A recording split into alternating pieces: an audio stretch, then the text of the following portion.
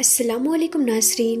प्यारे नाज़रीन, आज की इस वीडियो में हम आपको बताने वाले हैं कि ज़ुलेखा दोबारा जवान कैसे हुई और हज़रत यूसुफ़ अलैहिस्सलाम और ज़ुलेखा का निकाह कैसे हुआ। बहुत ही प्यारा वीडियो है, आप इसको आखिर तक ज़रूर देखें और अगर आपको अच्छी लगे तो अपने दोस्तों में भी शेयर ज़रूर कर दें ताकि और भी लोगों तक ये वीडियो पहुंच सके। नाज़रीन, हज़रत यूसुफ़ अलैहिस्सलाम बहुत ही ज़्यादा खूबसूरत और अक्लमंद थे। इस वजह से आपके सारे भाई आपसे नफ़रत किया करते थे। इसी नफ़रत की वजह से उन्होंने एक बार एक योजना बनाई और आपको एक ग़ुलामों के सौदागर के पास भेज दिया। उसके बाद उस सौदागर ने आपको एक बड़ी रकम लेकर मिस्र के बादशाह को भेज दिया। उस बादशाह की बेगम का नाम ज़ुलेखा था। हज़रत यूसुफ़ की खूबसूरती को देखकर ज़ुलेखा आप पर फ़िदा हो गई, यानी कि मोहित हो गई।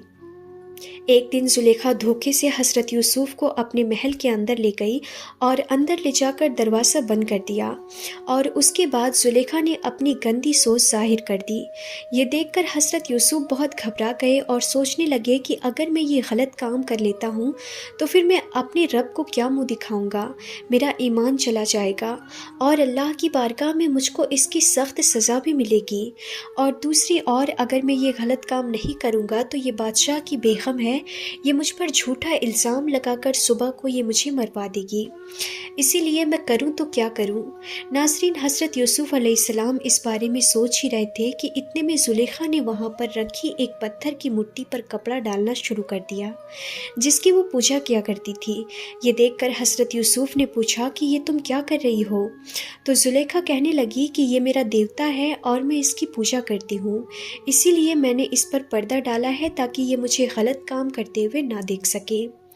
ये सुनकर हज़रत यूसुफ़ अलैहिस्सलाम ने कहा कि जिसकी तू पूजा करती है उसके ऊपर तो तूने कपड़ा डाल दिया, मगर जो मेरा रब है वो तो हर जगह पर मौजूद है, वो तो सब देखता है। इतना कहकर हज़रत यूसुफ़ अलैहिस्सलाम बाहर की ओर भागने लगे। ज़ुलेखा ने आपको भागते हुए देखा तो उसने आपका पीछे से कुर्ता पकड़ लिया और वो कुर्ता पीछे से फट गया, मगर हज़रत यूसुफ़ अलैहिस्सलाम वहाँ से भागने में कामयाब हो गए। इस वजह से ज़ुलेखा को हज़रत यूसुफ़ पर बहुत गुस्सा आया और उसने अपने शौहर बादशाह से आपकी शिकायत कर दी और कहा कि इस यूसुफ़ ने मुझको छुआ है, ये बदमाश है, इसको फांसी पर चढ़ा दिया जाए।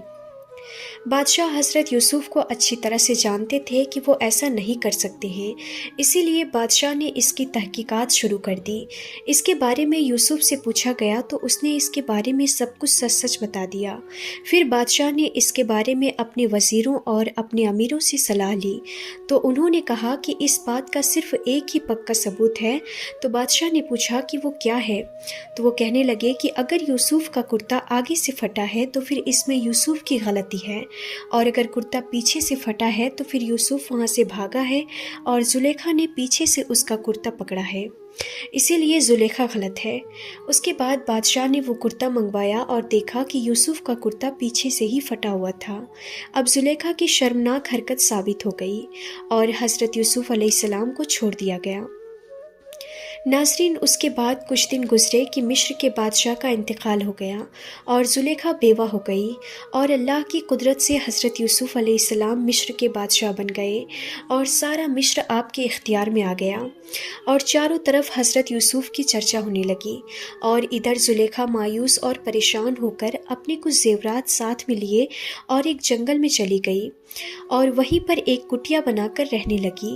अब ज़ुलेखा की खूबसूरती भी बाकी न रही थी, यानी कि उसका हुस्न जमाल ख़त्म हो चुका था और इस तरह से ज़ुलेखा एक गुमनामी की ज़िंदगी गुजारने लगी थी। नाज़रीन, एक बार हज़रत यूसुफ़ अलैहिस्सलाम अपने लश्कर के साथ बड़ी शान व शौकत के साथ उस जंगल के पास से गुज़र रहे थे जहाँ पर ज़ुलेखा रह रही थी।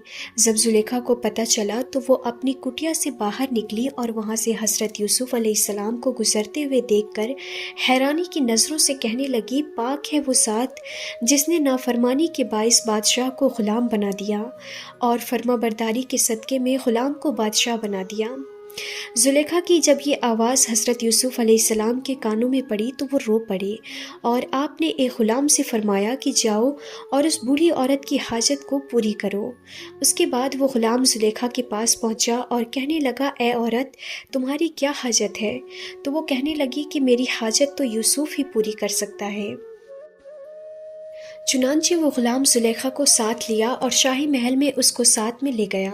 اس کے بعد حضرت یوسف علیہ السلام اپنے محل میں پہنچے اور اپنا شاہی لباس اتار کر اللہ کی عبادت کے لیے جیسے ہی وہ اپنے مصلی پر بیٹھے تو اس وقت آپ کو وہی جملہ پھر سے یاد آ گیا کہ پاک ہے وہ ذات جس نے نافرمانی کے باعث بادشاہ کو غلام بنا دیا اور فرما برداری کے صدقے میں غلاموں کو بادشاہ بنا دیا۔ یہ یاد کر کے حضرت یوسف علیہ السلام رونے لگے اور پھر اپنے اسی غلام کو اپنے پاس بلایا اور کہا، اے غلام، کیا اس بوڑھی عورت کی حاجت تم نے پوری کر دی ہے؟ تو اس غلام نے عرض کیا کہ حضور، وہ بوڑھی عورت تو یہیں پر آ گئی ہے اور وہ کہتی ہے کہ اس کی حاجت تو آپ ہی پوری کر سکتے ہو۔ تو یہ سن کر آپ نے فرمایا کہ اچھا، تو اس کو بلا کر یہاں پر لاؤ۔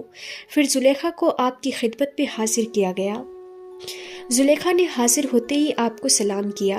حضرت یوسف علیہ السلام نے اپنا سر جھکا لیا اور آپ کے سلام کا جواب دیا اور پھر فرمایا، اے عورت، تمہاری جو حاجت ہے اس کو بیان کر۔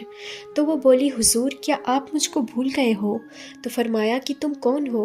تو وہ کہنے لگی کہ یوسف، میں زلیخا ہوں۔ حضرت یوسف علیہ السلام یہ سن کر پکار اٹھے، خدا کے سوا کوئی معبود نہیں ہے جس کو کبھی بھی موت نہیں آئے گی۔ پھر آپ نے زلیخا سے پوچھا، اے زلیخا، تمہارا وہ حسن و جمال اور وہ تمہاری دولت کہاں چلی گئی؟ تو زلیخا نے روتے ہوئے جواب دیا، وہ لے گیا جس نے تم کو جیل سے نکالا تھا اور جس نے تم کو مصر کی حکومت عطا فرمائی ہے۔ حضرت یوسف علیہ السلام نے فرمایا کہ اچھا، تو بتاؤ تمہاری کیا حاجت ہے؟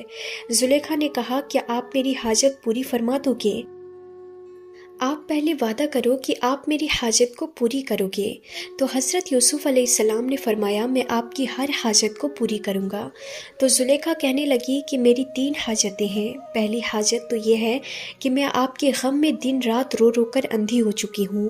آپ اللہ سے دعا فرمائیں کہ وہ میری نظر مجھے واپس عطا کر دے تاکہ میں دیکھ سکوں، اور میری دوسری حاجت یہ ہے کہ میرا حسن و جمال مجھے واپس مل جائے، یعنی کہ میں پھر سے جوان ہو جاؤں۔ حضرت یوسف علیہ السلام نے اللہ کی بارگاہ میں اپنے ہاتھ اٹھائے اور اللہ سے دعا کی اور زلیخا پھر سے جوان اور حسین و جمال ہو گئی اور آپ کی آنکھیں بھی ٹھیک ہو گئی۔ ناظرین، اس کے بعد حضرت یوسف علیہ السلام نے فرمایا، اے زلیخا، اب بتا تیری تیسری حاجت کیا ہے؟ تو وہ کہنے لگی، اے یوسف، میری تیسری حاجت یہ ہے کہ آپ مجھ سے نکاح کر لیجئے۔ تو یہ سن کر یوسف خاموش ہو گئے اور اپنا سر جھکا لیا۔ تھوڑی دیر کے بعد حضرت جبرائیل علیہ السلام وہاں پر حاضر ہوئے اور فرمایا، اے یوسف، آپ کا رب آپ کو سلام فرماتا ہے اور فرماتا ہے کہ زلیخا نے جو حاجت پیش کی ہے اس کو پورا کرنے میں تم دیری نہ لگاؤ۔ اس کی 2 حاجتیں تو ہم نے آپ کی دعا سے پوری کر دی ہے اور اس کی یہ تیسری حاجت تم پوری کر دو۔ اے یوسف، ہم نے تمہارا نکاح زلیخا کے ساتھ عرش پر کر دیا ہے، بس آپ یہاں پر اس کے ساتھ نکاح کر لیں، یہ دنیا اور آخرت میں آپ کی بیوی ہے۔ اس کے بعد ناظرین، حکم الہی سے حضرت یوسف علیہ السلام نے زلیخا سے نکاح کر لیا اور آسمانوں سے پھر فرشتوں نے آپ کو مبارکباد پیش کی اور اللہ نے بھی آپ کو مبارکباد فرمائی۔ پھر یوسف علیہ السلام سے زلیخا نے اس بات کو بھی ظاہر کر دیا کہ عزیز مصر میرے لیے ناقابل تھا، اسی لیے اللہ نے مجھ کو آپ کے لیے محفوظ رکھا۔ اس کے بعد حضرت یوسف علیہ السلام سے حضرت زلیخا کو 2 صاحبزادے پیدا ہوئے اور دونوں ہی بہت ہی زیادہ خوبصورت بھی تھے۔ ناظرین، تو آج کے اس ویڈیو میں بس اتنا ہی۔ انشاءاللہ پھر ملتے ہیں ایسے ہی انفارمیٹیو ویڈیوز کے ساتھ، تب تک کے لیے خدا حافظ۔